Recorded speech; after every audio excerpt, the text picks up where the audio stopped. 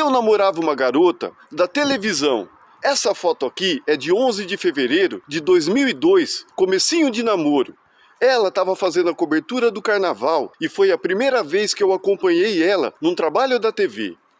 Faz mais de 2 anos que eu venho compartilhando a minha história. Eu já postei mais de 1000 vídeos e em vários deles eu já falei sobre esse relacionamento. Inclusive, no primeiro vídeo meu que viralizou lá no comecinho, eu falava que há 20 anos atrás a minha vida estava uma maravilha. Eu tinha um emprego, um salário muito bom, eu estava num relacionamento sério com uma garota linda, enfim. Mas essa é a primeira vez que eu conto esse detalhe, que a garota trabalhava na TV. Por que eu não falei isso antes e estou falando agora? Bom, quando eu comecei a fazer os vídeos, eu pensei que isso poderia gerar uma curiosidade. Então eu não queria que o que chamasse atenção fosse isso, fosse ela. Outra coisa mais importante é que isso aconteceu há 20 anos atrás. Depois disso, ela casou, formou família. De forma alguma eu quero tirar a sua paz. Eu vou tratar isso com o máximo de respeito. Então eu não vou dar detalhes sobre a pessoa. Porque não é sobre ela, é sobre mim. Eu já falei pra vocês várias coisas que aconteceram na minha vida, coisas que eu fiz, mas quando eu comecei a fazer os vídeos, não foi nada planejado. Eu fui falando de forma aleatória. E agora eu vou começar a montar o quebra-cabeça da minha vida, para vocês entenderem de como as coisas que foram acontecendo foram alterando o rumo, até eu chegar num ponto onde não via mais sentido em viver. E o término desse relacionamento foi uma das coisas mais relevantes no rumo que a minha vida tomou naquele momento. E o trabalho dela teve uma influência muito grande nisso. Então não contar esse detalhe ficaria faltando uma das peças-chave do quebra-cabeça e vocês vão entender o motivo. Nos próximos vídeos eu vou fazer um resumo do período entre a minha ascensão até a minha queda, mas dessa vez numa sequência, para vocês entenderem de como uma coisa vai se encaixando na outra. Depois eu vou voltar lá ao início, à minha infância, e vou compartilhar outras experiências. Foi a partir do momento que eu compreendi tudo isso, sentimentos que eu carregava há tempos, alguns desde que eu nasci, que eu consegui mudar minha vida. Foi quando eu cheguei na conclusão, nada disso mais importa.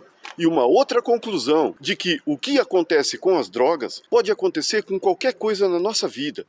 Tudo está relacionado ao nosso sentimento e à nossa cabeça.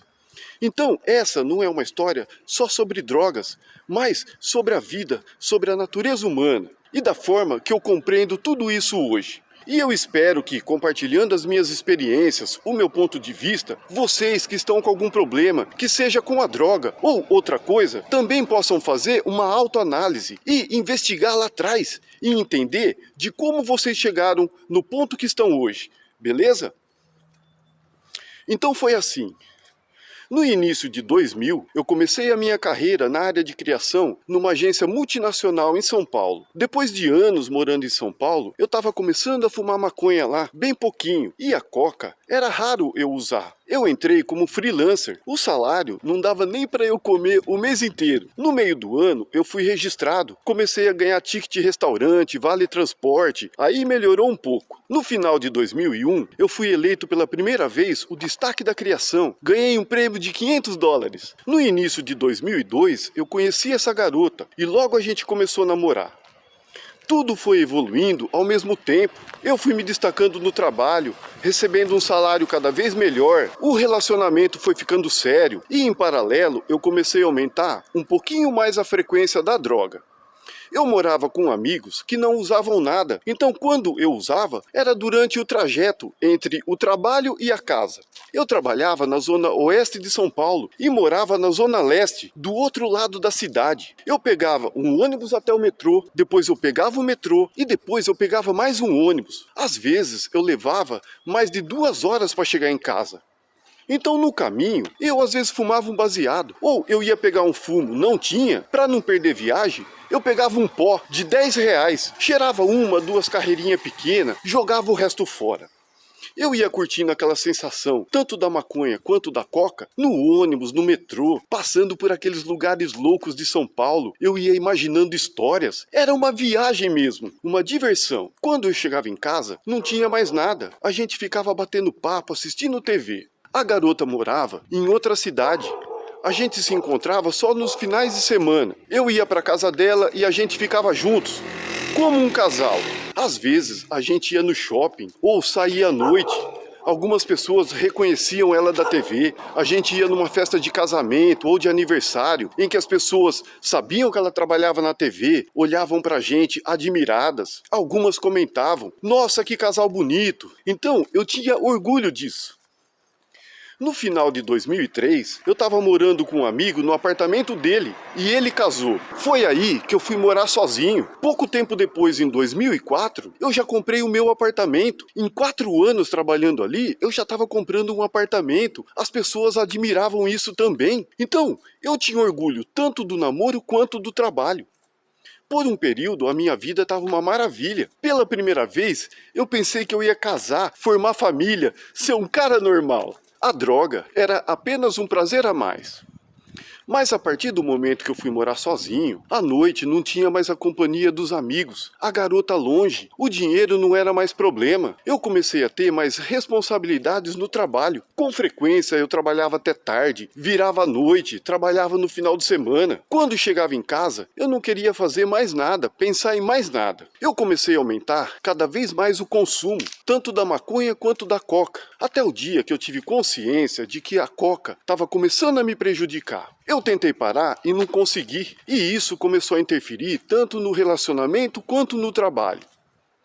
Eu comecei a passar a noite inteira usando. Ia trabalhar na manhã seguinte, sem dormir, cansado. Chegava lá, cobrança, pressão. Isso começou a me causar um estresse, uma ansiedade. Eu passava a semana inteira sozinho, usando drogas, vendo pornografia. Ia chegando no final de semana, começava a me dar uma ansiedade muito grande de eu ter que encontrar com ela, passar 2 dias o tempo todo juntos, com família. Era uma vida completamente diferente da que eu levava durante a semana. Eu fui perdendo a vontade de ficar com ela, com as pessoas. Quanto mais sozinho eu ficava, mais eu queria ficar. Eu comecei a reclamar de salário. Cada vez que eu falava isso, eles aumentavam um pouco. Até que em 2005 eles me promoveram. Eu fui ganhar o dobro do que eu ganhava. Eu tinha chegado no topo da minha carreira. As pessoas admiravam isso também. Caramba, meu, o cara tá bem. No começo eu fiquei contente, mas a responsabilidade também dobrou. Logo, aquilo começou a me causar um estresse, uma ansiedade muito maior. O trabalho me causava uma angústia muito grande. Eu nunca achava que o resultado estava bom. Então eu comecei a pensar: meu Deus, não era isso que eu queria fazer na vida. Não é desse jeito que eu quero viver. Eu tinha dinheiro, mas eu só trabalhava. Passava a semana inteira sozinho, usando drogas. Eu não conseguia parar com a droga. Eu comecei a ficar muito insatisfeito com tudo. O relacionamento foi se desgastando. Até que no início de 2007, acabou.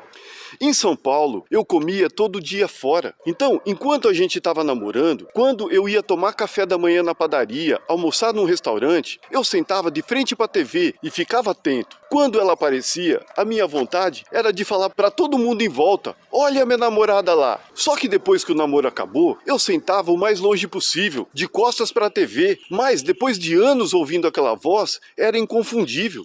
Aí, quando eu ouvia a voz dela, ou às vezes eu dava de cara com ela na TV, a minha vontade era de falar: "Cale-se, cale-se, você está me deixando louco". Então eu, vivendo na solidão daquele apartamento, não conseguia parar com a droga, não estava mais aguentando aquele trabalho, e quando menos esperava, eu via ela. Parecia que ela estava me vendo também, eu naquela situação, e ela lindona, seguindo com a vida dela. Eu me sentia a pior pessoa do mundo. Eu ficava o dia inteiro com aquilo na cabeça. Chegava à noite, eu ia lá e me entupia de drogas. Eu ia falar para as pessoas: "Cara, preciso mudar minha vida, preciso sair desse apartamento, preciso parar com a droga, não tô mais aguentando esse trabalho". As pessoas falavam: "Para de reclamar, cara, você tem um puxa-trabalho, um puxa-salário". Às vezes eu ia falar: "Tô pensando em pedir demissão". As pessoas também falavam: "Pedir demissão? Você tá louco? Eu queria ter esse emprego, eu queria ser você". Então, eu não sabia o que fazer, para onde correr. Então, olha só, o trabalho, o salário, que antes era motivo de orgulho, eu acabei me tornando refém. Mesmo infeliz, eu não tinha coragem de sair por causa do dinheiro. O relacionamento, o trabalho dela, que antes também era motivo de orgulho, acabou se voltando contra mim, porque sem querer eu via ela, eu não conseguia esquecer. E a droga que eu comecei a usar como um prazer a mais, acabou se tornando um grande problema, porque eu não conseguia parar. E o que essas 3 coisas têm em comum? o sentimento. As 3 no início me deixavam feliz, só que depois o sentimento se inverteu. E foi a partir daí que eu entrei num processo de autodestruição.